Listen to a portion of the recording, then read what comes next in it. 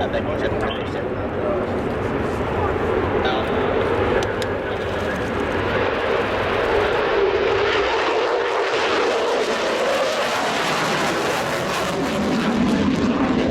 Different to the aircraft that you'll see later on that will be displaying the Typhoon.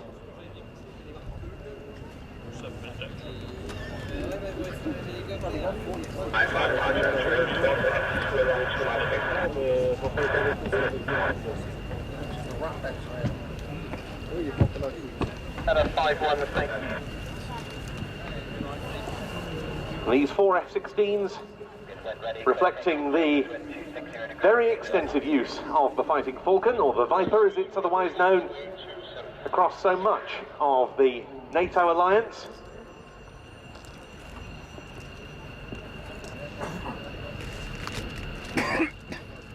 And they're followed onto the runway by the sole contribution, unfortunately, in today's Flypast by the German Air Force, the Luftwaffe, with the Eurofighter EF-2000, the Typhoon.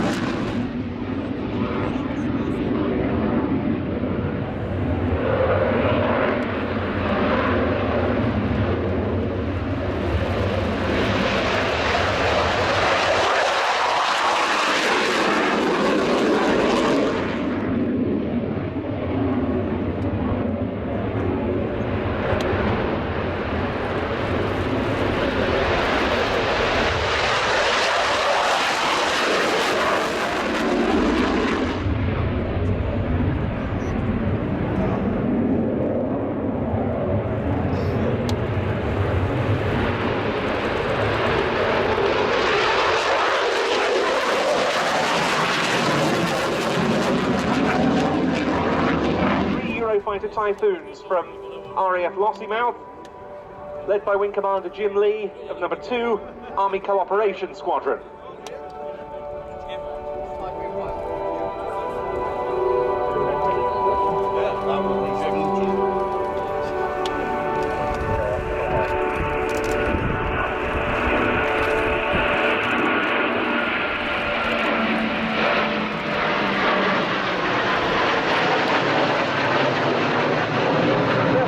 By 4 F-16 Fighting 7 of the Royal Danish Air Force at Stricke, 331 Squadron of the Royal Norwegian Air Force at Buda, 2 Wing of the Belgian Air Component at Floren, and 313 Squadron of the Royal Netherlands Air Force at Volkel.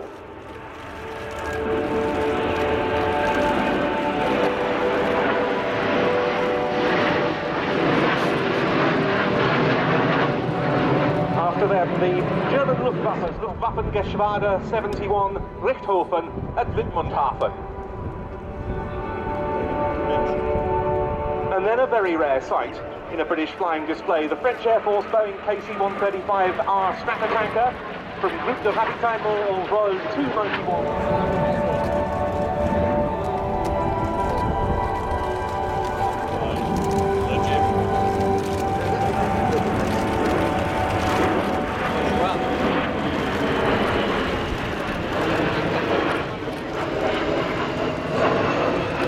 And bringing up the rear.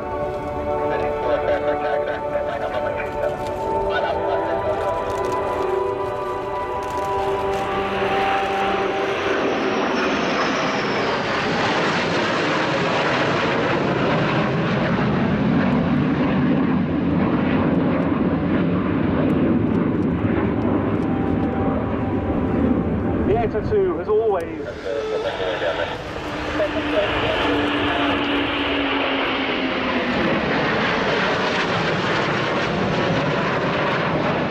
Commander Jim Lee, the officer commanding number 2 Army Cooperation Squadron, leading them.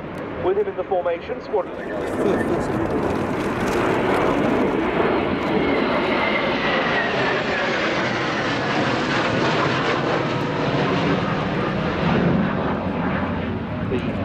British aircraft in the lead.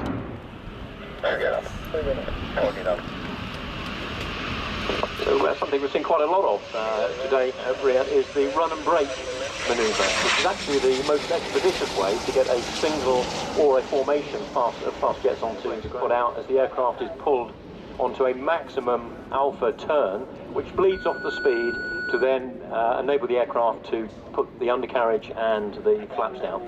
The aircraft continues to slow down downwind, and then it enters the final turn, and the whole thing takes about 30 seconds, but it would take about 4 minutes if the aircraft was to enter the instrument pattern and slow down and configure before 2001. And many members of the alliance became involved in operations in Afghanistan from the start there, later in 2001, and NATO has led the ISAF, International Security Assistance Force, presence there since 2003.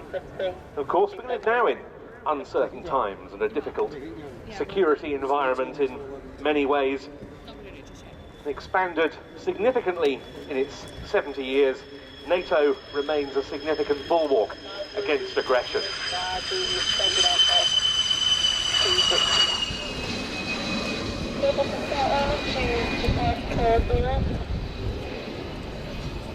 One major role of NATO in the face of recent Russian rumblings is Baltic air policing, providing air defence to Estonia, Latvia and Lithuania, none of whom have their own fighter aircraft.